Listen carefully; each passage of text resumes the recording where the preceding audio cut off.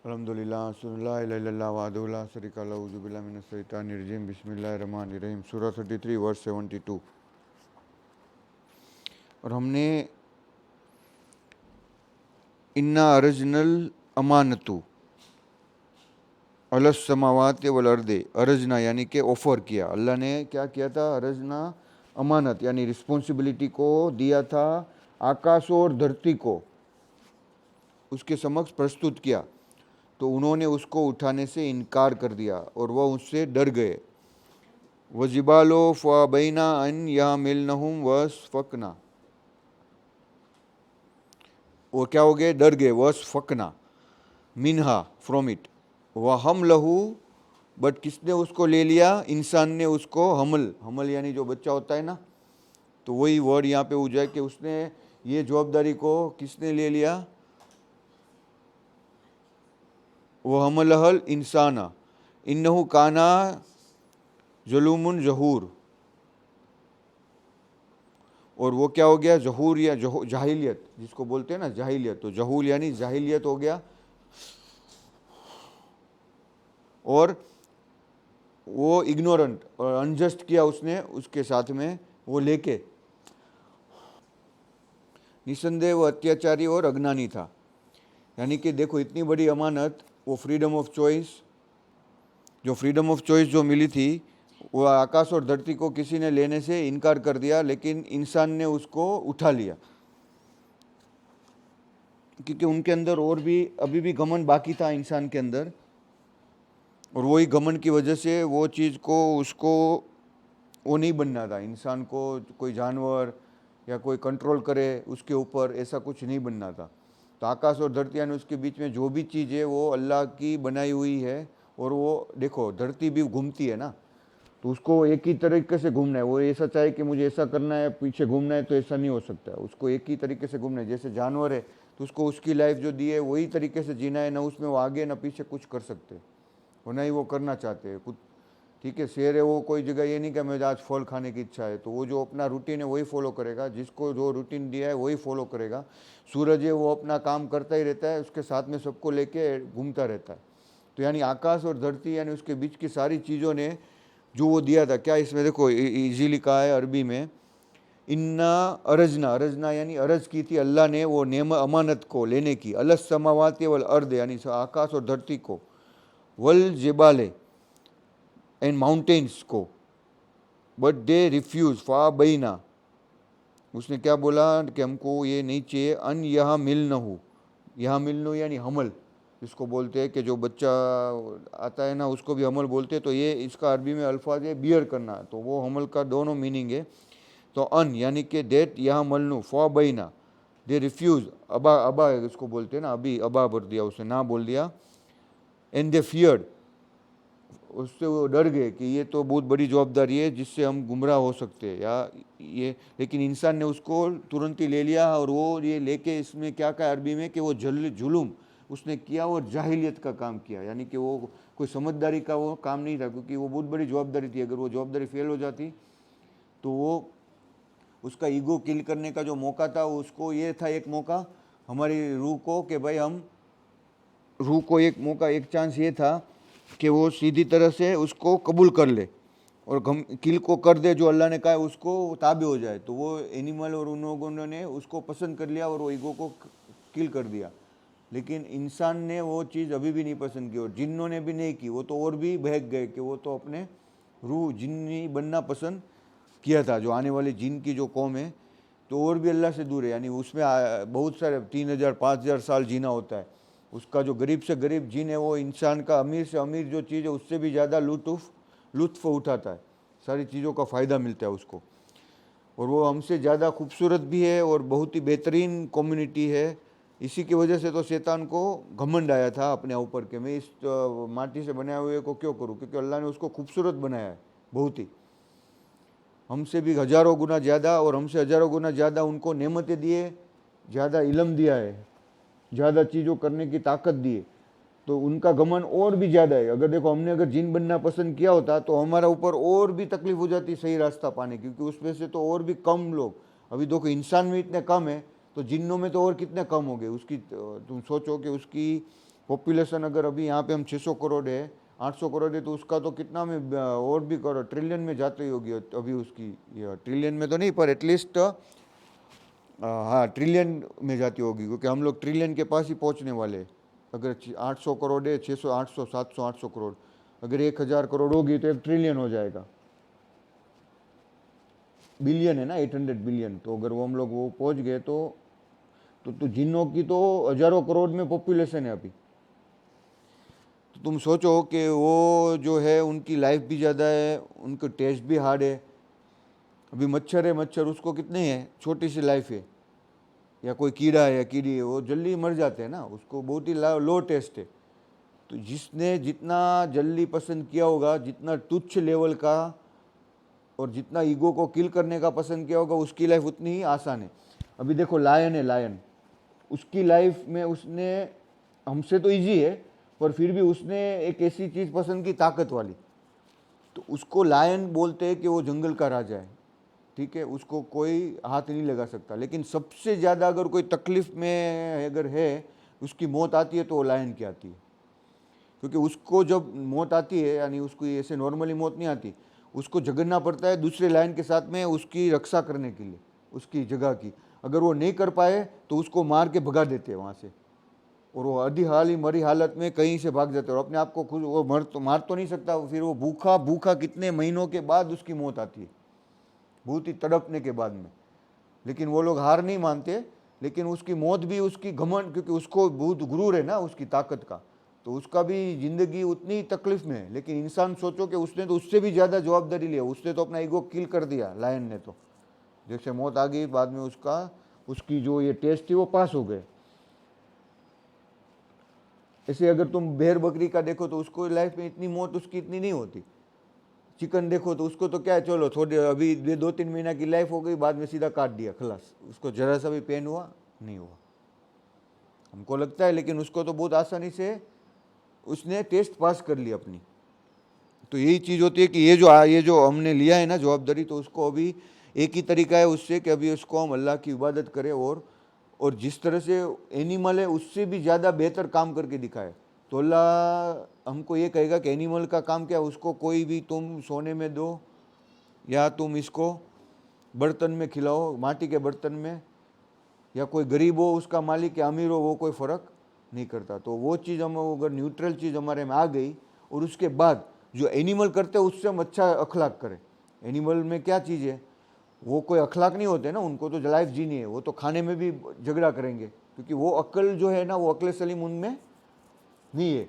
तो अगर हम वो एनिमल जितनी हमने वो जवाबदारी दी है, हम वो बड़ी जवाबदारी लेके हम एनिमल से भी अच्छा काम कर ले, तो हमारा जो दर्जा है वो अल्लाह और ऊंचा करेगा। क्योंकि वो ये सारी चीज़ें आजमाइश के बाद भी हमने एनिमल से भी अच्छा काम करके दिया। अभी देखो तुम कुफ्र करते हो तो इसका मतलब है तुम एनिमल से, जानवर से भी गए गुजरो, वहाँ तक तो ठीक, कॉकरोच जो सबसे बदतरीन जो है कोई चीज़, उससे भी तुम बदतर हो जाते हो जब तुम अल्लाह की नाशुक्री करते हो। तो अगर हम अल्लाह की शुक्रगुजारी कर देते, अगर ये जवाबदारी के साथ में, हम देखो एनिमल की तरह नंगे तो नहीं जा सकते घूमते, ठीक है, एनिमल की तरह झगड़ा तो नहीं करते खाने में, दूसरे को भी हेल्प खाने के लिए देते हैं। एनिमल में ऐसा नहीं होता, कोई भूखा मर रहा है तो वो नहीं सोचेगा कि उसको भी नोच के खा जाएगा वो, अगर भूख लगी तो इंसान अगर उससे अच्छा व्यवहार या ये जवाबदारी लेने के बाद कर दे, तो ये मैं समझने रहा हूँ मैं क्या बताने जा रहा हूँ, समझ में आ रहा है? तो इसका मतलब है अल्लाह का दर्जा भी बहुत ज़्यादा है, लेकिन अल्लाह बोलते हैं कि बहुत ही जाहिल हो गया इंसान ये लेके।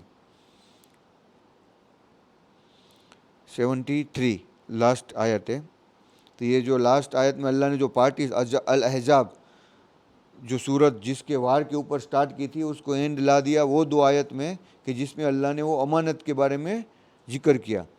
भी 73 में अल्लाह क्या बता रहा है, इसमें अल्लाह बता रहा है लेअज़्ज़बुल्लाहुल मुनाफिकीना, मुनाफिकीना वल मुनाफिकाते, क्योंकि यहाँ ये जो सूरत स्टार्ट कहाँ से हुई थी, वही मुनाफिक लोगों से, और अल्लाह ने उसको एंड कहाँ पे दिया, वही मुनाफिकता का अजाब से। क्योंकि ये सूरह स्टार्ट किससे हुई थी, एहजाब, क्योंकि वही लोग घमंडी थे, अरे हिपोक्रेट, डम्भी लोग थे, घमंडी नहीं डम्भी लोग थे, कि जो डरते थे, जब अच्छी चीज़ हो गई तो साथ हो गए, जब तकलीफ आ गई तो भाग खड़े हुए। तो ये तो बहुत ही बुरा है अल्लाह की नज़र में। अल्लाह को अगर काफिर, एक तरीके से अगर भी काफिर और मुनाफिक में देखो तो मुनाफिक अल्लाह को जरा भी पसंद नहीं। काफिर तो चलो ठुकरा दिया एक चीज़ को, डबल पैर तो नहीं रखता, यहाँ भी रखता है यहाँ भी रखता है, ऐसा तो नहीं करता, वो तो उसने ठुकरा ही दिया है अल्लाह को। तो वो अभी भी इतना गंभीर नहीं है कि जितना ये गंभीर है कि दोनों जगह पैर रखते हो तुम। तो वो तो अल्लाह को जरा भी पसंद नहीं, कि उसके अंदर तो जरा सा भी कुछ है ही नहीं वो इंसान के अंदर। तो वही चीज़ लागू होती है ये बोरी लोगों में, कि वो डम्बी लोग हैं, यहाँ भी पैर रखेंगे यहाँ भी पैर रखेंगे, दोनों जगह पैर रखेंगे। तो ये चीज़ अगर हमारे लाइफ में भी आती है तो हमको उसका खास ख्याल रखना है कि जब कोई चीज़ फ़ायदे वाली हो तो हम उसके साथ में जुड़ जाएं, तो वो बहुत ही भयंकर गुनाह है। देखो अगर पहले भी हमने किया था कि वो लोग ने वो फ़ोटो पढ़ाया था हमारा, कि हमारा नाम निकल जाएगा वो सीए या कुछ कानून आएगा, तो हमने फ़ोटो पढ़वा लिया था भावनगर जाके। तो ये एक हिपोक्राइट का वो सबसे बड़ा कारण है कि इतनी जानकारी लेने के बाद भी हम लोग वहाँ पे जाके फ़ोटो पढ़ा रहे, तो वो बहुत ही कबीर गुनाह है। तो हमको उस टाइम में एहसास भी नहीं होता, और उसकी गुनाह की सज़ा भी शायद अभी हमें मिल रही हो कोई ना कोई जगह से। हमको उसका एहसास, अल्लाह कहते हैं कि तुम कोई चीज़ करते हो शायद तुमको उसका एहसास नहीं कि कितना बड़ा गुनाह कर दिया है तुमने, तो वो गुनाह से डरते रहो। यही अल्लाह का डर है कि तुम वो चीज़ से खौफ करो। कोई भी चीज़ करने से पहले 1000 बार सोचो कि इतना बड़ा, क्योंकि वो बहुत बड़ा गुनाह है। हमारी नज़र में वो कुछ नहीं होता, अल्लाह कहते हैं तुम्हारी नज़र में वो कुछ नहीं होता, लेकिन अल्लाह की नज़र में वो बहुत बड़ा गुनाह है, क्योंकि तुमने अपना ईमान बेच दिया वहाँ पे, अल्लाह के ऊपर तवक्कुल को जाया कर दिया, और उस कौम के अंदर वापस जाने के लिए फ़ोटो पढ़वा दिया। अस्तगफिरुल्लाह, वो इतना बड़ा गुनाह था।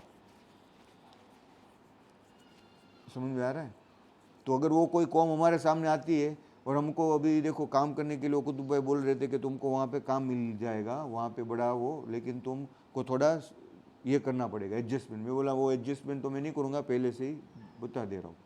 अगर मैं एडजस्टमेंट करता हूँ वहाँ पे और बोलता हूँ कि हाँ भाई हाँ, क्योंकि मुझे मिल रहा है तुम्हारा इन्वेस्टमेंट, तो सबसे बड़ा इन्वेस्टमेंट तो अल्लाह का है। अल्लाह को ही रोज़ी देने वाला उसको कौन है? अल्लाह है। सारी दुनिया और आखिरत क़यामत का सबका चीज़ का मालिक अल्लाह है। तो हम उसको छोड़ के ये इनको झुका दे अपना, इनके लिए, तो वही टेस्ट है हमारी।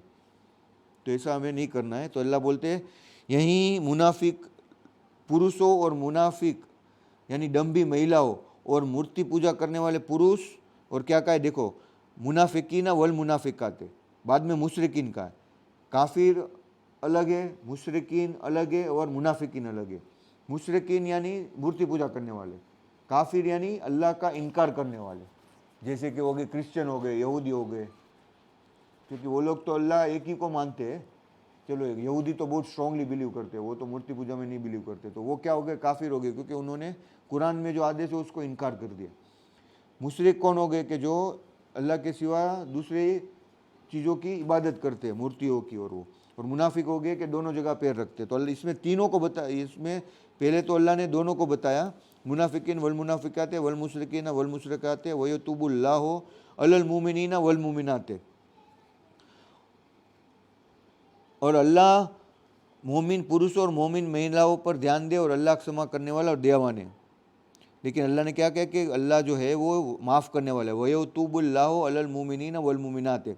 पर इसमें पहले क्या कहा है? पहले ही आयत में लेवज़बुल्लाहु, अजाब देने वाला है मुनाफिक औरतों और मुशरिकीनों को, क्योंकि सूरत में इसके ऊपर ही डिस्कस हुआ था। लेकिन माफ़ करने वाला है मोमिन और मोमिनात, यानी कि मोमिन औरतों को, यानी ईमान वाली औरतों को और ईमान वाले पुरुषों को। वकान अल्लाह गफूर रहीम, और ये तुम जान लो कि अल्लाह जो है क्षमा करने वाला और रहीम है, यानी वो दयावान है। अगर वो मुशरिक और मोमिन और मुनाफिक भी अगर माफ़ी मांग ले तो भी अल्लाह की क्वालिटी है कि वो माफ़ करने वाला है। सूरह सबा, उज़्बिल्लाहि मिनश शैतानिर रजीम, बिस्मिल्लाहिर रहमानिर रहीम। अभी जो सूरत है उसका नाम है सबा। तो ये सबा की कौम के ऊपर इसमें डिस्क्रिप्शन होगा, क्योंकि नाम जो होता है वो टाइटल, उसका बहुत बड़ा मीनिंग होता है वो सूरत के अंदर, जो हमें शुरू से लेके एंड तक उसको समझना होता है वो सूरत में, जब हम वो सूरत को पढ़ रहे होते हैं। बिस्मिल्लाहिर रहमानिर रहीम। अल्हम्दुलिल्लाहिल्लज़ी लहू मा फ़िस समावाति व मा फ़िल अर्दि व लहुल हम्दु फ़िल आखिरति व हुवल हकीमुल खबीर। देखो इसमें अल्लाह की तारीफ़ से अल्लाह ने स्टार्ट किया है कि सारी प्रशंसा अल्लाह के लिए, जिसका सब कुछ है जो आकाशों में और सब कुछ है जो धरती में, और उसी की है तारीफ़ परलोक में, आखिरत में भी, और वह विवेक वाला और जानने वाला है। हकीमु यानी हकीम यानी बहुत ही हिकमत वाला, विवेक वाला, और खबीर यानी हर चीज़ का उसको खबर है, जानने वाला है। और अल्हम्दुलिल्लाहिल्लज़ी यानी कि सारी तारीफ़ अल्लाह के लिए है। और यानी किसका, यानी लहू माफ़ी समावत है, लहू माफ़ी यानी वॉटेवर, किसका है, लहू यानी उसका है, अल्लाह का है, जो भी आकाश और धरती में, और किसी का नहीं है। तो कौन, अगर तुम बोलते ये मालिक मैं हूँ, ये जगह का मालिक मैं, वो टेम्पररी है, बाकी कोई उसका मालिक नहीं है। उसका मालिक कौन है, अल्लाह है। वर्स नंबर 2, 34 वर्स नंबर 2, यालमो मा युलिजु फिल अर्दे, और वो जानता है जो कुछ भी धरती के अंदर है और जो कुछ भी उसमें निकलता है, यानी कि जो भी अंदर दाखिल होता है और जो भी वहाँ से बाहर निकलता है। देखो पानी भी जाता है उसमें से जो उगता है, यानी अल्लाह ये बता रहा है कि जो भी कोई भी जगह, कोई भी धरती में, वो चाहे मार्स की हो, चंद्र की हो, या दुनिया की कोई भी धरती, यानी इसमें आ गई सारी जगह जो हार्ड सरफेस है। आकाश यानी जो भी उसके अंदर सब की चीज़ें घूम रही है उसको आकाश बोलते हैं, यानी जो, और धरती यानी जो भी हार्ड सरफेस है। तो जो भी जिसी के भी अंदर जाता है और बाहर निकलता है, सब कुछ अल्लाह को मालूम है। यालमू यानी अल्लाह को इल्म है, मा यलेजो, यलेजू यानी पेनिट्रेट्स, और फिल अर्द, और युखरुज यानी खरुज यानी बाहर निकलता है। और वमा युनज़्ज़िलु मिनस समाए, और ये धरती का तो ठीक, पर जो आकाश में भी जो, क्या बोलते हैं अल्लाह इसमें, कि जो भी आसमान से उतरता है और जो उसमें चढ़ता है, यानी इसमें इतनी डीप है आयत में, यानी जो बारिश के बूंद भी नीचे उतरते आकाश में से, और यानी ये भी कि जो सूरज की जो सूरज में से जो निकलता है, जिसको बोलते हैं उसकी प्रकाश, तो वहाँ से निकलते वो जो निकल के धरती में आता है वो भी, और जो वापस जाता है, यानी देखो CO2 क्या होता है, वापस जाता है ना, रिटर्न, हर एक चीज़ जो है वो। और वो अभी तो क्या है कि हमारा इतना CO2 बढ़ गया है कि जो आकाश की जो धरती है ना, वो जो ये तुम्हारा जो रेस है ना, वो वापस नहीं जा पाता, और इसलिए टेम्परेचर बढ़ता है।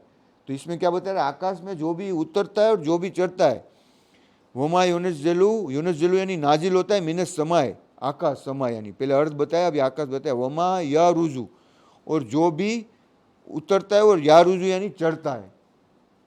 तुम किसी को अर्ज करते हो ना, तो क्या बोलते हो, चर्च कोई, मैं तुमको इसको अरबी में बोलता है या रुजू, यानी अर्ज करना।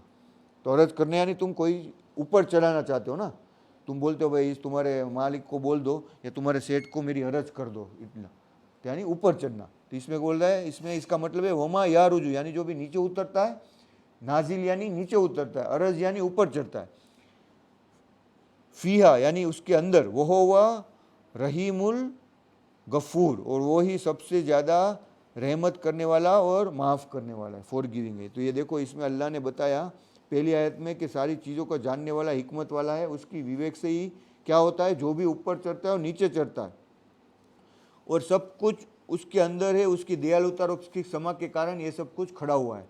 अगर अल्लाह की क्षमा और दया न होती तो अब तक हम लोगों को जहन्नम में या कोई बुरी जगह पे डाल ही दिया होता जो हमने गुनाह किया है। लेकिन अल्लाह माफ़ करने वाला, इसलिए हमको दूसरा मौका दिया, पहला मौका भी दिया, दूसरा मौका भी दिया, लेकिन इसके बाद में अभी और कोई मौका नहीं है। तो भी अल्लाह अल्हम्दुलिल्लाह सल्लल्लाहु अलैहि वसल्लम शरीका लहू जुबिल्लाहि मिनश शैतानिर रजीम बिस्मिल्लाहिर रहमानिर रहीम 34 वर्स 3।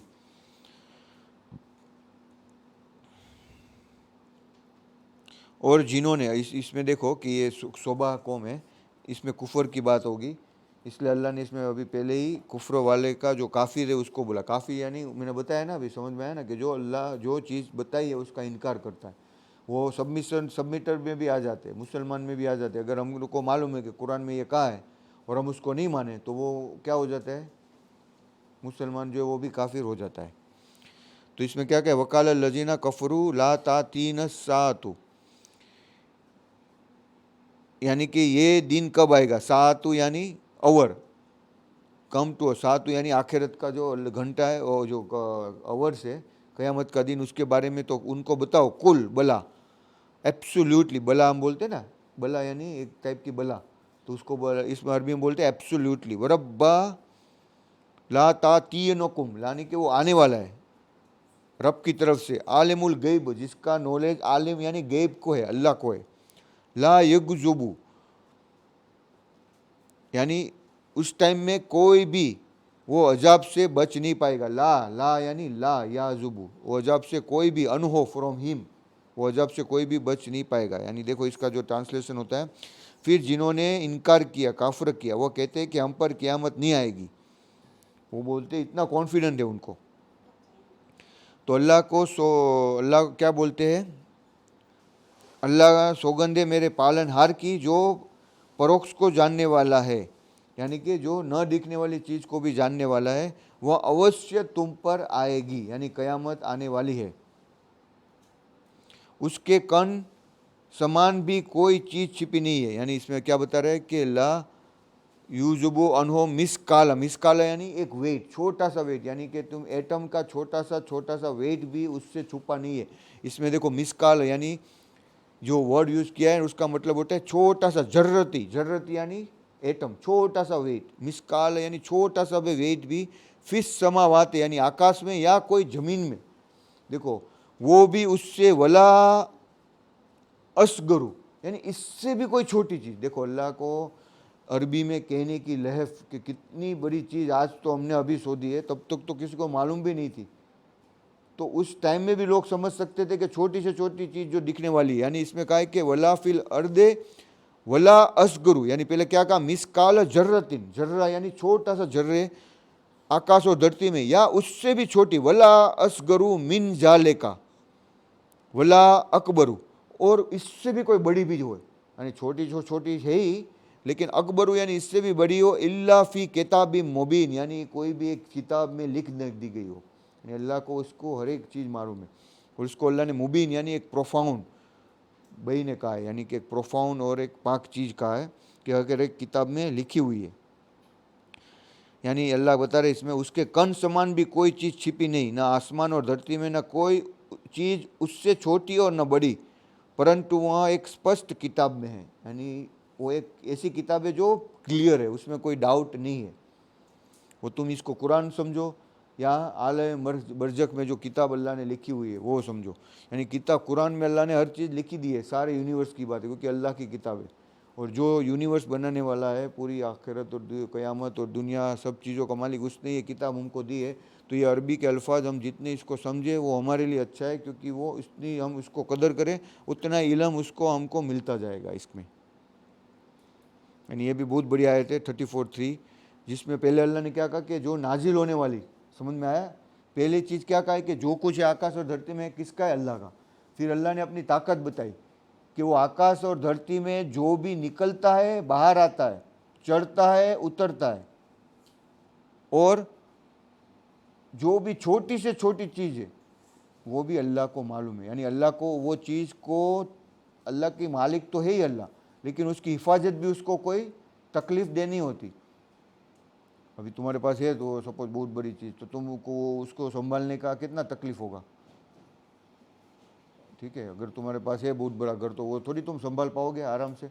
अगर ये ऐसा ही है, अगर कोई बड़ा तुमको दे दे, चलो यही इसमें है, तुमको मैं बोल दूँ यहाँ पे ही 1 लाख किलोमीटर का जगह मैं तुम्हें दे देता हूँ, तुम बेच नहीं सकते, लेकिन तुमको यूज़ करना है, तुम क्या बोलोगे, ये तो इसका यूज़ करना मेरे बस में ही नहीं है, इसका खर्चा कौन देगा। अगर मैं तुमको एक शर्त रखूँ, ठीक है, कि तुमको मैं अभी कितना 1 लाख स्क्वायर फुट का जगह दे रहा हूँ, पूरा बिल्डिंग, जिसमें, या एक सोचो मैं पूरा बिल्डिंग तुमको दे दिया, लेकिन तुम रेंट में नहीं दे सकते उसको, ऐसे ही तुमको रखना है बस अपने नाम पे, लेकिन पूरा मेंटेनेंस, उसका खर्चा, उसका वो सब कुछ तुमको देना है। तो तुम क्या बोलोगे, लोगे उसको? तो तुम्हारे ऊपर क्या होगी, जिम्मेदारी आ गई ना, और तुम ज़्यादा उसकी चौकीदारी करते हुए थक जाओगे ना, लंबे टाइम तक कोई काम नहीं कर सकता। तो अल्लाह बोल रहा है कि ये सारी चीज़ों को मेंटेन करने में ना, उसको यह जो सूरह ये है ना, जो आयतुल कुर्सी, उसमें ही बता रहा है ना अल्लाह कि ला इलाहा इल्ला हुवल हय्युल क़य्यूम हो, यानी वो हयात है, कायम है, ला ताख़ुज़ुहु सिनतु वला नौम, यानी ना उसको नींद आती है ना उसको थकान होती है, ला सिनतु वला नौम, लहू माफिस समावाते व माफिल अर्दे, जो भी आकाश और धरती में उसी का है। मन जल्लजी यस्फहु इंदहु इल्ला बेइज़्निही, यानी उसकी मर्जी, इसकी बेइज़्निही, उसकी इज़न के बगैर कोई भी सिफा नहीं कर सकता। और ये लास्ट में अल्लाह बोलते हैं उसमें यहूदो हिफ्ज़ुहुमा, उसकी हिफाजत, यहूदो, उसके लिए कोई तकलीफ दे नहीं है, ना उसको नींद आती है ना थकान आती है, पहले बताया। वही सेकंड लास्ट में अल्लाह बता रहे यहूदो हिफ्ज़ुहुमा वहुवल अलियुल अज़ीम, पहले अल्लाह ने कहाँ से स्टार्ट किया, ला इलाहा इल्ला, यानी उसके सिवा कोई इबादत के लायक नहीं, और आखिरत में उसकी तारीफ़ भी कर दी। वो पूरी स्टार्टिंग और एंड भी देखो, वो हुवल अलीउल अज़ीम, वो अजमत वाला है और इल्म वाला है। उसके पहले में क्या बताया, यहूदो हिफ्ज़ोहुमा, यानी उसकी हिफाजत भी उसको कोई तकलीफ नहीं करती। तो ये अल्लाह की क्वालिटी, ये तीनों वर्ष में वही चीज़ बताई अल्लाह ने कि आकाश से धरती में उतरने, यानी इंसान जो गौर फिक्र करता है उसको समझ में आता है कि वो अल्लाह क्या चीज़ है जिसको हम समझना चाहे तो वो बहुत ही बड़ी हस्ती है। तो हमें उसकी इबादत करने का मौका मिला है। ये जवाबदारी लेने के बाद तो हम जितना उसको इबादत करते जाएंगे तो हमारा जो ट्यून है वो नेचर के साथ मिलता जाएगा, और जितना नेचर के साथ तुम्हारा ट्यून मिलेगा तुमको उतना ही सुकून और तुम उतना ही अल्लाह से जुड़ते जाओगे, और दूसरी चीज़ें ऑटोमेटिकली वही तुम्हारे तरफ अट्रैक्ट होती जाएगी। न तुमको कोई गम होगा न तुमको कोई दुख होगा। अगर देखो कोई एनिमल का बच्चा अगर मिल जाता है तो वो क्या सालों तक शौक करते रहते हैं, एक दूसरे दिन तो भूल जाते अपने काम में, तो उसको मालूम है ये टेस्ट है ना, वो ज़्यादा उसका शौक हरफ नहीं करते, क्योंकि सबको किसके पास रुजू होना है, आखिरत में राजीउन यानी अल्लाह के पास ही लौट के जाना है सबको।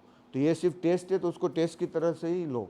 तो वो जो इमोशन अल्लाह ने डाले वो भी हमारी टेस्ट के लिए ही डाले कि हम इसको ज़्यादा महत्व देते, ये जो बनाई हुई चीज़ हो, या उसको ज़्यादा महत्व देते जो उसने बनाया। यानी तुमको अपना औलाद, अगर तुमको अल्लाह से ज़्यादा अगर तुम्हारी दुनिया, तुम्हारी औलाद, तुम्हारी जायदाद, तुम्हारी जान अगर ज़्यादा पसंद है तो तुम वेट करो, अल्लाह बोलते हैं फिर, यानी वो सारी चीज़ों से तुमको सबसे ज़्यादा जो इम्पोर्टेंट देने अल्लाह को देना है। अगर तुमने उसको दे दिया, अगर तुमने उसको याद कर लिया तो हर एक चीज़ है वो अल्लाह उसके ताबे में तुम्हारे कर देगा। मोस्ट सर्टेनली नंबर 4, लेयज जी, यानी कि उसका बदला देगा। दीने वामनु वामेलु साल हाथे, दोज वो ईमान लाए जिसने, आमनु वामेलु और जिसने अमल किए नेक, और ताकि वह उन लोगों को बदला दे जो ईमान लाए और जिसने भले कर्म किए, अच्छे काम किए। यही लोग हैं जिनके लिए एक समा है और सम्मानजनक रोजी है, यानी ऐसी रोजी जो बहुत ही सम्मानजनक है। ऐसी नहीं कि मैं तुझ छाड़ के तुझे ऐसे तेरी सैलरी आए तो तेरे मुंह पे फेंकूँ, ये ले, तो तुमको क्या लगेगा, तुम जलील हो जाओगे ना। तुम बोले इससे तो अच्छा है साला मैं कम सैलरी वाले में काम करूँ। तो यही दुबाल में भी मेरा यही बोला था ना, वहाँ पे जलील होना होता था डेली। क्या होना होता था, जलील होकर रोजी मिलती थी। तो यानी तुम अगर तुम्हारे साथ में भी जो काम करते हो उनको कभी भी सम्मानजनक ही दो। तो ये अल्लाह इसलिए बोल रहा है यहाँ पे, मगफिरतुन व रिज़्कुन करीम, करीम यानी जनरस, अच्छी वाली रोजी है। कोई ऐसी रोजी नहीं कि जो तुमको वो ये लगे, जिससे तो तुमको लगे कि मुझे न मिले वो अच्छा है। जो जहन्नम में होंगे उनको भी खाना पीना तो मिलेगा, लेकिन उनका खाना पीना कैसा होगा, जिल्लत वाला होगा, सुकून वाला नहीं होगा। वो भी खाएंगे लेकिन वो क्या होगा, उसके जो फ्रूट होंगे जो झाड़ में से निकलेंगे वो शैतान के मुख जैसे होंगे। तुम सोचो अभी वो तुमको वो खाना मिले और वो घूट कड़वा लोही का वो पीने का मिले गंदा, तो वो सम्मानजनक नहीं होगा। क्या होगा, वो जो होगा वो तुमको तिच्छर किया हुआ रोजी मिलेगा। तो हमको क्या चाहिए, अल्लाह ये बता रहा है कि वरिज़्कुन करीम, यानी करीम क्यों यूज़ किया, करीम यानी कोई के ऊपर तुम कर्म करते हो, अच्छा करते हो, सम्मान करते हो, उसका नोबल करते हो, तो वो बोलते करीम, यानी वो वरिज़्कुन करीम, नोबल और जनरस तुमको मिलेगी। 5,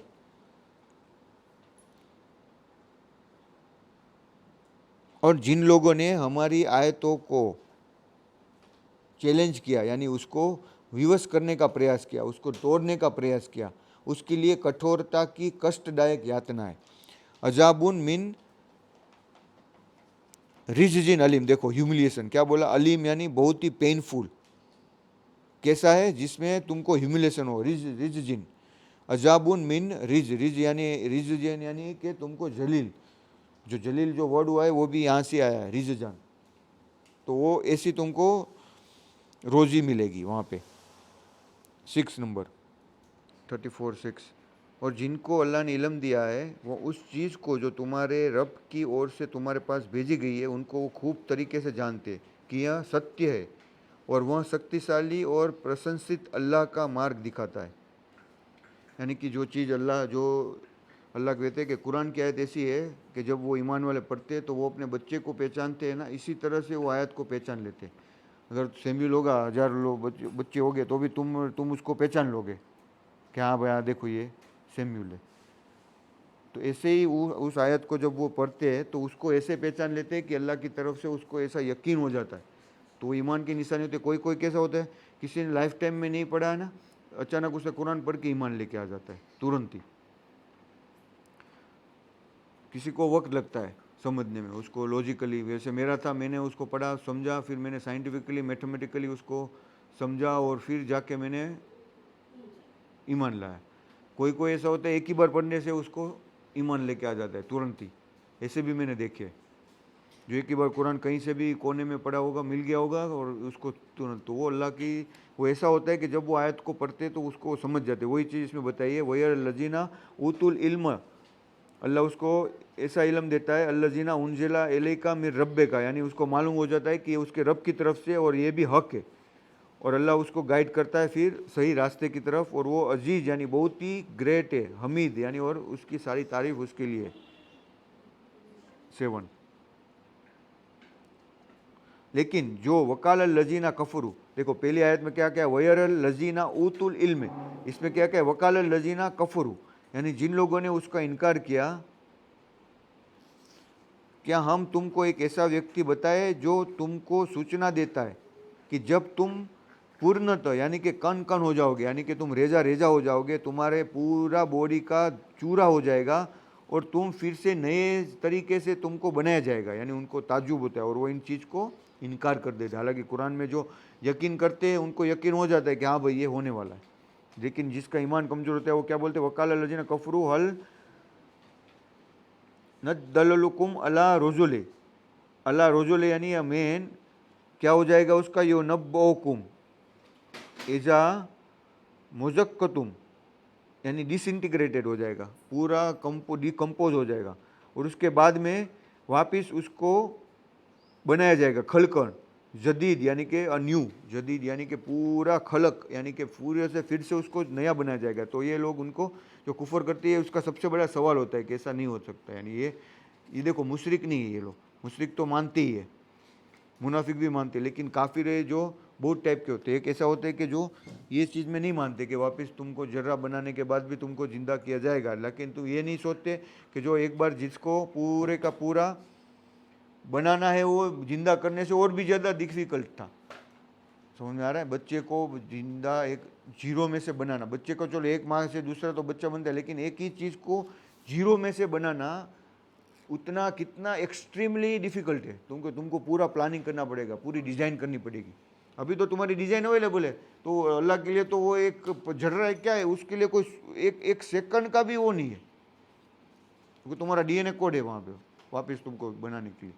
जिसने तुमको कुछ नहीं था उसमें से बनाया, जो एक्सट्रीमली एक्सट्रीमली डिफिकल्ट है, उसका प्लानिंग करना, उसको वो समझना, उसके लिए यहाँ पे हार्ट चाहिए, उसके लिए आँख ऐसी चाहिए, कान ऐसे चाहिए, नाक यहाँ पे चाहिए, तो पहली डिज़ाइन कितनी हार्ड है। तो अल्लाह ये बता रहा है कि वो, और तुमसे भी ज़्यादा अल्लाह बता रहा है कि जो यूनिवर्स की जो डिज़ाइन है वो तुमसे भी ज़्यादा हार्ड है। यूनिवर्स को बनाना जो तुम अखलाक को बनाने से भी ज़्यादा है। एक बार यूनिवर्स बन गया, उसकी डिज़ाइन बन गई, उसका एटमॉस्फेयर सब टेम्परेचर सब बना के रख दिया, फिर तो उसको जिंदा करना इतना बड़ा बात नहीं है, क्योंकि उसकी पहला जो फर्मा होता है ना, फर्स्ट, वही हार्ड होता है सबसे।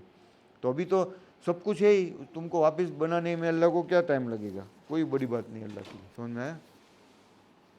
तो ये जो ताज्जुब करते हैं ना, वो उसकी देखो पहले स्टार्टिंग से अल्लाह ने क्या बताया कि हर एक चीज़ आकाश और धरती में आने वाली जाने वाली, और बाद में अल्लाह इसको क्या बता रहा है कि तुम्हारे में से कोई व्यक्ति ये सवाल करता है कि ये कैसे होगा, तो वो क्या बोलता है सीधा, उसने अल्लाह पर झूठ बांधा 34:8 में, कि उसको किसी तरह की दीवानगी है, यानी कि वो क्या बोलते हैं कि ये कोई दीवानगी है या पागलपन है। बल्कि जो लोग आखिरत पर विश्वास नहीं रखते वहीं यातना में और दूर की पटभ्रष्टता में लिप्त है, यानी कि वो बहुत ही गुमराही में है, जिसको यकीन नहीं है।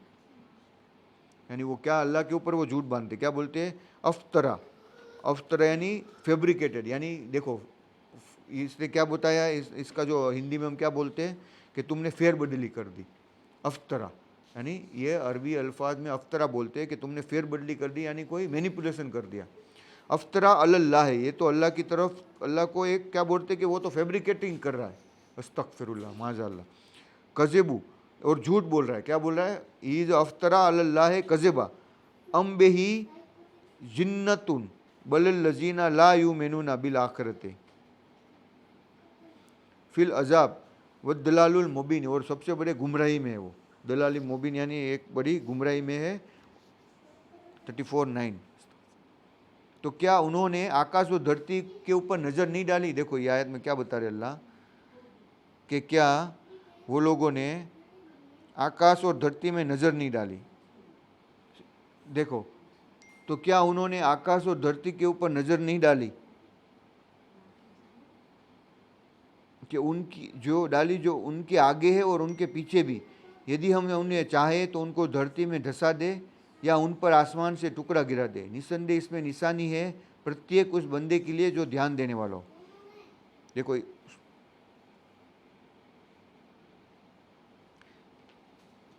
यानी कि देखो अल्लाह ने कहा है कि आगे और पीछे तुम आकाश और धरती में नहीं देखते कि ये सब चीज़ें कैसे बनी है। अगर वो अल्लाह चाहता तो तुमको एक ही पल में धंसा देता ज़मीन के अंदर, धरती कंप आ जाए और तुम सीधा अंदर घुस जाओ, या आकाश में ऊपर से बादल जो तुम देख रहे हो अभी वो तुम्हारे ऊपर पूरा गिर जाए, तो गिरते भी है बादल, और आंधी आ जाए। नेपच्यून ग्रह, उसमें कितनी स्पीड से आंधी आती है, 1000 किलोमीटर, और ऐसा 1000 किलोमीटर पर घंटा। और अर्थ में तो अभी तक इतनी आंधी अगर आएगी तो पूरा सब कुछ नाश हो जाएगा, और इतनी स्पीड से अर्थ घूम रहा है फिर भी देखो आंधी नहीं आ रही। देखो कितनी मेंटेन करके अल्लाह ने रखा है। तो ये तुम क्या सोच रहे हो, अल्लाह यही बता रहा है तुमको, तो आगे पीछे देखते नहीं कुछ भी। और सबसे ज़्यादा 15,000 किलोमीटर पर आवर से जो ब्लैक होल होता है ना, वहाँ पे आंधी, अगर तुम वहाँ पे एक सेकंड भी खड़े रहो तो तुम्हारा जो लोहे का एक एक गट्ठा है ना वो भी निकल जाए उसमें। और अगर नेपच्यून में तुम एक सेकंड भी खड़े रहो तो तुम्हारा जो हड्डी है ना, हड्डी हड्डी रह जाए। एक ही सेकंड में तुम्हारा पूरा मांस और लूथड़ा निकल जाए हवा के साथ में, और सिर्फ हड्डी घूमती रहे, सिर्फ 1 या 2 सेकंड के अंदर। 1000 किलोमीटर की स्पीड से अगर हवा में तुम हो तो तुम्हारा पूरा का पूरा मांस और लोथड़ा निकल जाएगा, और सिर्फ जो ये है ना हड्डी वो घूमेगी। और अगर तुम वहाँ पे जो 15,000 की स्पीड में अगर वहाँ पे ब्लैक होल के पास भी गए ना तो हड्डी तो छोड़ो, तुम्हारा एक एक कण का कण छूटा अलग हो जाएगा वो स्पीड में। और यहाँ पे भी जो सबसे हाईएस्ट रिचेस्ट स्केल बोलते हैं 15 उसको स्पीड बोलते हैं 250 किलोमीटर पर आवर। अगर वो ये स्पीड से जब हवा आती है ना तो वो 15 का स्केल बोलते हैं। वो स्केल के अंदर सब चीज़ें उखड़ के हवा में घूम टच हो जाती है सिर्फ 250 किलोमीटर में। उसको डेंजरस स्केल बोलते हैं, 15 स्केल, जो बहुत ही रेयर होता है। 150 के ऊपर डेंजरस चालू हो जाते हैं, 180 के ऊपर वो स्केल हायर में चला जाता है, 12-13 में। तो अल्लाह यही तुमको बता रहा है कि क्या तुम देखते नहीं हो, इतना तुम कैसे ये निश्चय हो गए हो। अल्लाह चाहे तो तुमको आसमान में डसा दे, आसमान के टुकड़ा गिरा दे। निसंदेह इसमें निशानी है उस बंदे के लिए जो ध्यान करे, यानी कि इन्ना फी जाले का लायातिन, लायातिन यानी प्रूफ है, ले कुल्ले किसके लिए, अबदान वो बंदे के लिए, अबदा यानी लो सर्वन के लिए, कि जो मुनीब यानी कि जो सोचने वाला है, फिक्र करने वाला है, ओबीडियंट है, जो अल्लाह को ओबीडियंट है, उसके लिए ये एक निशानी है, प्रूफ है देखने के लिए, कि जो तुम्हारे सामने तुम जो देख रहे हो इतना सुकून से, अगर वो तो तुम्हारी टेस्ट के लिए, अगर अल्लाह चाहे तो एक पल में तुम्हारी नाशुक्री की, और जो तुमने ये बोतान बांधे अल्लाह के ऊपर, ऐसा झूठ बोला है कि तुम ये वापस मरने के बाद जिंदा नहीं कर सकते, तो जो जिंदा करने वाले को तो सामने तुम सवाल करते हो कि ये वापस नहीं कर पाएगा, वो तो सब कुछ कर पाएगा, और जर्रा के बराबर वो काबिल कुदरत है। तो तुम फिर भी वो तुमको देखो वो इतना क्षमाशील और इतना सहनशील है। अल्लाह का जो एक नाम है हलीम, इसको क्या बोलते हैं, सहनशील, कि वो फिर भी तुमको मौका दे रहा है कि शायद तुम सुधर जाओ। फिर भी देखो कि तुमको फिर भी मौका दे रहा है। फिरौन को फिर भी मौका दिया, मूसा नबी को बोला कि जाओ उसको जाके तुम उसको दावत तो दे दो पहले। कितना सहनशील है तुम देखो। उसको मालूम है कि ये घमंडी है, उसको घमंड इतना ऊपर है, फिर भी उसको मौका दिया। जो आद नबी की थे कौम, आज मैंने उसको पूरा उसका डिटेल में स्टडी किया था, आद और सा, जिसके ऊपर हूद नबी आए थे, वो कौम ऐसी है, कुरान में उसको बताया है कि वो अभी डिस्कस करने का टाइम नहीं, 3 बजने वाले हैं। तो वो उसको सुतूर बनाते थे बड़े बड़े, और उसका शेप कितना था मालूम है, उसकी हाइट कितनी थी, 10-10 फुट की हाइट थी, जो हमारे आज के अगर तुम देखो अर्थ में, तो सबसे जो टॉलेस्ट पीपल है ना, उससे भी लंबे थे वो। और उसको इतनी अपनी ताकत का इतना घमंड हो गया था, तो उसने सवाल कर दिया, कुरान में लिखा है कि हमसे हमसे तो बड़ा कोई ताकतवर है ही नहीं। उसको इतना घमंड आ गया अपनी ताकत का, क्योंकि उसके सामने कोई लड़ने से भी डरते थे। और इतने इतने बड़े बड़े टावर बनाते थे हाइट में। और वो जो तुम देखोगे ना, पहले के जो राजा महाराजा थे, वो भी क्या बड़े बड़े, हम भी क्या बोलते, हमारा घर ऊंचा बने हाइट में, तो आने वाले को ऐसा लगे कि देखो इतना बड़ा ऊंचा हाइट में बना है। तो वो लोगों को रेत के अंदर वो इतने बड़े बड़े सातून के टावर बनाते थे। तो अल्लाह ने ऐसी आंधी भेजी कि वो वहाँ पे ही रह के। और ऐसे ही साले नबी का भी, वो भी मैं उसका डिस्कस करूँगा इंशाल्लाह, उसका भी कुरान। यानी अल्लाह कहते हैं कि जो वो घमंड था, उसी हवा के घमंड में हवा ने उसको उड़ा के दिया। 7 दिन तक आंधी चली वहाँ पे, 8 दिन तक, 7 रात तक, और सबका वो तहस नहस हो गया। उसका नामो निशान मिटा दिया अल्लाह ने। इरम कौम थी, जो नूह नबी का जो बेटा था, उसका नाम था, एक का इरम और एक का आद। उसमें से वो आद कौम बनी थी। और उसके बाद में साले नबी आए, जो साले नबी जो थे वो समूद कौम में आए थे। और उसको तो इतना घमंड था कि वो लोग तो पहाड़ों के अंदर चीर के घर बनाते थे, पहाड़ों के अंदर, जो आज भी मौजूद है सऊदी अरब में और जिद्दा के बीच में जो एक जगह है, वो आज लोगों ने पूरी यूनिसेफ ने वो एक्वायर कर लिए। तो वो पूरी जगह पे पहाड़ों के अंदर पूरे कोतर के घर बनाए थे लोगों ने, समुद्र की। वो आद के बाद की कौम थी। आद जो हूद नबी आए थे ना, हूद रसूल आए थे, उसके बाद की कौम थी साले नबी आए थे। तो उन लोग, उनके पास तो वो मौजूद भी था वो कि इरम नबी के साथ में क्या हुआ था। फिर भी उन्होंने क्या कहा कि भाई तुम ये पहाड़ के बीच में से ऊँट लेके आ जाओ। ऐसे ही फालतू में बोल दिया कि हमको कोई मौजूदा दिखाओ, तुम अगर सही हो रसूल तो। वहाँ पे पहाड़ है ना, वहाँ से एक ऊँटनी, और वो ऊँटनी भी ऐसी लाओ कि जो गर्भवती हो। अभी वो इम्पॉसिबल काम था कि वो पहाड़ में से, वो पहाड़ क्या थे, वो पहाड़ के शेप जो थे ना, वो ऊँट जैसे थे। वहाँ पे जो पहाड़ थे ना, वो दूर से देखो ना तो ऊँट जैसे दिखे। वहाँ पे ऊँट कोई था नहीं, पर उनको मालूम था कि ऊँट जैसा उनका। तो उसको उसने क्या कहा, साले को मालूम है ना ऊँट का, मालूम है ना, ऊँट को मार दिया। तो उसने बोला जाओ ऊँट का वो लेके आ जाओ, वहाँ पहाड़ से हमको निकाल के दे। तो अल्लाह ने दुआ की, तो अल्लाह ने वो मौजूदा जाहिर कर दिया, और वहाँ से निकल गई ऊँटनी। और फिर क्या हो गया, वो ऊँटनी जो थी वो अल्लाह की तरफ से थी। और अल्लाह ने उसको बोला था, और साले नबी ने बोला था कि ये ऊँटनी को तुम तकलीफ मत देना। तो वो क्या करती थी, वो वहाँ पे घूमती थी, तो उनका तो घमंड और भी वो ये हो गया कि ये क्या हो गया, सर हमने जो बोला वो तो सामने आ गया। और वो उसका एक दिन उसमें पानी वो पीती थी, और एक दिन इन लोगों को निकालना होता था। वहाँ पे जो कुआं था उसमें से वो एक दिन पानी पिएगी। ऊँट कितना पानी पीता है, तो उनका पूरा पानी वो दूसरे दिन, उस दिन उसको पानी पीने की इजाज़त नहीं थी जब वो ऊँट पिएगा। तो वो लोग इतने परेशान हो गए कि उनकी जो वहाँ के वो सरदारों की औरतों थी, वो बोले कि ऊँट को कुछ करके कुछ कर दो, ये तो हमारे तकलीफ में डाल दिया हमने। देखो आज उन लोगों ने ही मांगी ना वो। यानी तुम कोई चीज़ अल्लाह से मांगते हो तो अल्लाह वो चीज़ देता है, तो बाद में उसकी आजमाइश में भी डालता है तुमको। तुमने ही अगर तुमने वो चीज़ नहीं मांगी होती तो तुम्हारे ऊपर ये आजमाइश नहीं आती। तो उन लोगों ने वो उसकी ऊँटनी के रात को मिला के उसके कूचे काट डाले पेड़ के पहले तो। और उसको गर्भवती थी, वो क्या थी, वो जो ऊँटनी थी वो हमल थी, तो उसको बच्चा भी हो गया था। तो उसको इतनी बेदर्दी से मारा बाद में कि उसने उसके कूचे काट दिया। फिर भी वो उसकी औरत बोलती नहीं नहीं इसको मार ही डालो अभी। वो अल्लाह ने भेजी हुई थी। देखो अल्लाह ने मौजूदा ऐसे पहाड़ में से निकाल के दे दी, तुम सोचो कि कैसे निकले होगा। जहाँ पे कोई जगह पे वो चीज़ मौजूद नहीं थी, वो पहाड़ में बोला और वहाँ पे अल्लाह ने निकाल के दे दी। तो वो चीज़ एक ऐसा बड़ा मौजूदा था कि वो पहाड़ में से निकला। तो उन लोगों ने उसको जो मारा तो ऊँटनी इतना चीखा था उस टाइम में, तो उसका बच्चे का भी दूर से 3 बार चीखा था, उसका बच्चा भी दूर से। और साले नबी ने क्या कहा कि अभी तुम सिर्फ 3 दिन करो, 3 दिन के बाद जो तुम्हारे ऊपर अजाब आएगा उसमें से अब कोई नहीं बच पाएगा। तो उसमें अल्लाह ने कुरान में क्या कहा है कि जो आवाज़ आया ना वो, तो यानी वो जो ऊँट आया था उसको उन लोगों ने बहुत ही उसको तो अल्लाह ने ये बताया था, इसको साले ने नबी को ये बोलो कि इसको जरा सा भी परेशान नहीं करे। इन लोगों ने तो परेशानी के बाद छोड़ो इसको मार ही दिया, और इतना भी बेदर्दी से मारा कि फिर उसके बच्चे ने भी 3 बार चीखा, जोर जोर से आवाज़ किया, इतनी बेदर्दी से मारा उसको, यानी सीधा गला नहीं काटा होगा, पत्थर से मार मार के पहले तो उसके पैर के कुचवे काट दिए जिससे वो चल नहीं सके, फिर भी उस औरत ने बोला इसको मार ही डालो। तो इतना बेदर्दी से मारा कि वो चीखती रही छे लास्ट तक।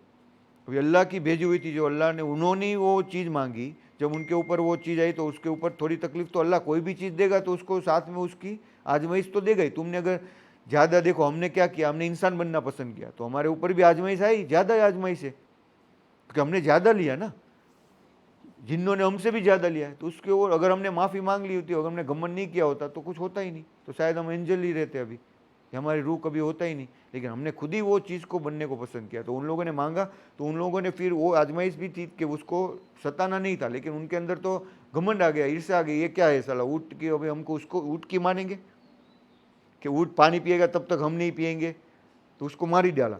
तो वो चीखती जी थी, तो उनका जो अजाब आया ना वो भी चीख के कारण आया।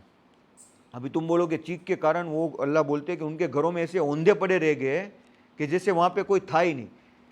अभी आवाज़ है ना, आवाज़, उसके अंदर इतनी ताकत है कि तुम ये जो स्पेस शटल में जो सबसे ज़्यादा आवाज़ कितना होता है, अभी हम बाहर जाते हैं ना, जो आवाज़ आता है ना 90 डेसिबल को होता है, 100 डेसिबल। लेकिन जब 150 डेसिबल के ऊपर हो जाता है, 180 190, तो हमारे कान के पर्दे फट जाते हैं यानी हम बेहरास आ जाती है परमानेंट। तो जो रॉकेट जो स्पेस शटल में निकलता है ना, उसकी आवाज़ अराउंड नियरली 190 डेसिबल पहुंच जाती है, उसके करीब नज़दीक, वहाँ तो कोई रहता ही नहीं।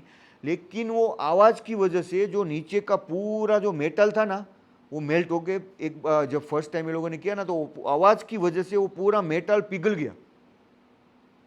वो जो पूरा जो सरफेस था, वो सीमेंट बीमेंट, वो पूरा, उसको बाद में उन लोगों को पानी डालना पड़ा, वो आग से जल, आवाज़ से जल गया पूरा। तो अभी लोगों ने उसके बाद में एक ऐसी चीज़ बनाई कि वो आवाज़ को ये कर दे, एक पूरा राउंड शेप में बनाया वहाँ पे, कि जब रॉकेट जो वहाँ से छूटता है ना, तो आवाज़ को कंट्रोल कर सके। वो इतना हेवी डेसिबल साउंड से जो नुकसान होता है वो कम करने के लिए वो एक चीज़ बनाई कोने की खातर। अगर तुम वो कोने के पास खड़े रहो ना, तो तुम्हारे कान में से लोही निकलने लगे वो आवाज़ के सामने। तो वो कुरान में, अभी तो देखो ये इतनी टेक्नोलॉजी, हमारे एक लिमिट होती है, हम उससे ऊपर की आवाज़ नहीं सुन सकते और उससे नीचे का हर्ट्ज भी नहीं सुन सकते। अगर हमने उससे नीचे का हर्ट्ज भी सुनने किया, जो लो फ्रीक्वेंसी बोलते हैं जिसको, वो अगर हमने सुना तो हमारी आंखें बाहर आ सकती है लो फ्रीक्वेंसी से, तो जो बहुत ही बारीक आवाज़ होती है, जो पूरी टीप करके। लेकिन हाई डेसिमल की साउंड अगर तुमने सुन ली, और तुम सोचो 200 डेसिमल के ऊपर अगर तुमने आवाज़ सुन ली, तो हवा के अंदर परपोटे बन जाते और तुम्हारे फेफड़े को फाड़ देते आवाज़ की वजह से। तुम्हारा फेफड़ा है ना, जैसे तुम श्वास लोगे ना वो हाई हाई आवाज़ में, तो आवाज़ से तुम्हारे फेफड़े फट जाएंगे। तो वो लोगों को, जब वो अल्लाह ने बोला है ना कुरान में, जब तो समुद कौम को जब अल्लाह ने नाश किया तो एक चिंगार आया आवाज़ का, तो उससे पूरा वो, अभी वो आवाज़ ऐसी है कि अभी भी आज भी स्पेस में कोई कोई आवाज़ ऐसी है कि जिसको हम पहचान ही नहीं पा रहे। वो लोग बोलते कि शायद सन से आ रही है, सन का जो रेस है ना, कोई कोई जगह अर्थ में ऐसी 3-4 जगह है जहाँ पे, इंडिया में भी है, जो यहाँ पे जो ये नदी है ना, क्या बोलते हैं, ब्रह्म, वो गो गो ये की पवित्र नदी क्या बोलते हैं, गंगा, उसके पास के आकाश में से आवाज़ आती है। और आवाज़ कभी कभी ऐसी आती है आकाश में से कि कांच भी टूट जाता है उससे। हम बोलते हैं ना कि ज़्यादा आवाज़ से कांच टूट जाता है, अरे कांच तो टूट, इंसान मर जाता है। और अगर कोई चीज़ अगर अल्लाह नाश करना चाहे तो वो आवाज़ अगर इतनी ज़्यादा हो तो उससे, और वो चीज़ आवाज़ अर्थ में निकल सकती है कई कई जगह पे, जैसे कोई जगह पे ज्वालामुखी हो, ऐसी 2-3 बार हुआ है अर्थ में कि जहाँ पे आवाज़ 200-250 डीबी के ऊपर, डेसिबल के ऊपर पहुँच गई थी। तो उस टाइम में वहाँ की जो पूरे जो पेड़ थे ना, पेड़ वो पूरे गिर गए आवाज़ की वजह से। वो आज भी सर्बिया में मौजूद है, उसका कोई रीज़न नहीं मालूम हो गया था वो क्यों कैसे आई थी। तुम सर्च करो गूगल में, सारे के सारे पेड़ पूरे को पूरे नीचे गिर गए पूरे, वो आवाज़ की वजह से। तो इतनी ताकत है वो आवाज़ में, जिसको हम नॉर्मल हम बोल रहे हैं, जो उसके अंदर इतनी, उसी तरह से अगर वो आवाज़ हमें कंट्रोल, हम जो बोलते हैं ना लो डेसिबल में तुम सुनो तो उससे तुम्हें नींद अच्छी आएगी, तुम कंट्रोल होगे, तुम्हारा मेडिटेशन अच्छा होगा, अल्फ़ा वेव जिसको बोलते हैं वो तुम्हारा एक्टिवेट होगा। तो कुरान की आवाज़ भी ऐसी है, अगर तुम उसको सुनो तो तुम्हारे पूरे बॉडी में इफेक्ट करती है। जिस तरह से वो नुकसानदेह है, उसी तरह से वो आवाज़ को अगर तुम कंट्रोल करो तो उससे तुम अच्छा भी फील कर सकते हो।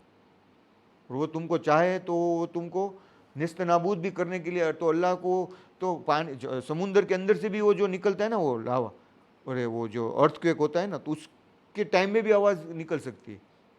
या फिर जो ये तुम्हारा होता है ना रेन, थंडर स्टॉर्म, उसमें भी ऐसी आवाज़ आ सकती है जो डेसिमल बढ़ा सकती है। ऐसी बहुत सारी पॉसिबिलिटीज़ है जिससे वो, तो अल्लाह के लिए तो बहुत आसान था वो कौम को, यानी उन्होंने जो इस तरह के से मारा उसको चीख चिखा के, वही चीख से अल्लाह ने उनको पूरे के पूरे कौम को नाश कर दिया उसी जगह। घर में भी हो तो भी मर गए आदमी वहाँ पे खड़े खड़े, क्योंकि इतनी आवाज़ आई, इतनी ज़बरदस्त कोई आवाज़ आई, चिंगाड़ आई कि वो सब के सब मर गए। आज सिर्फ उनके घर मौजूद है, बस कोई वहाँ पे नहीं है। तो ये चीज़ तुम देखोगे, अल्लाह को तुम, जो अगर अल्लाह तुम्हारे साथ है तो तुमको कोई चीज़ डरने की ज़रूरत नहीं है। तुम उसको यही सोचा करो कि कभी भी जाओ अल्लाह मेरे पास है, वो मुझे देख रहा है, वो मेरे साथ है। ये चीज़ को महसूस करो। कहीं भी हो, अकेले बैठे हो, अकेले काम करो, कोई साथ में हो, कोई जगह बात करो, तो ये सोचो अल्लाह मेरे पास में, अल्लाह मुझे देख रहा है। तो तुमको कोई चीज़ दुनिया की हिला नहीं सकती, तुम उसके प्रोटेक्शन में रहोगे। उसमें से बहुत ही कम लोग ईमान लाए थे। जब ऊँटनी का जो मिरेकल आया ना, तो उस टाइम में साले नबी के साथ बहुत ही कम लोग ईमान लाए थे, बाकी सब लोगों ने तो फिर घमंड ही किया था। तो उस लोगों ने, अल्लाह ने उनको बचा लिया था। अकीमुस्सलात।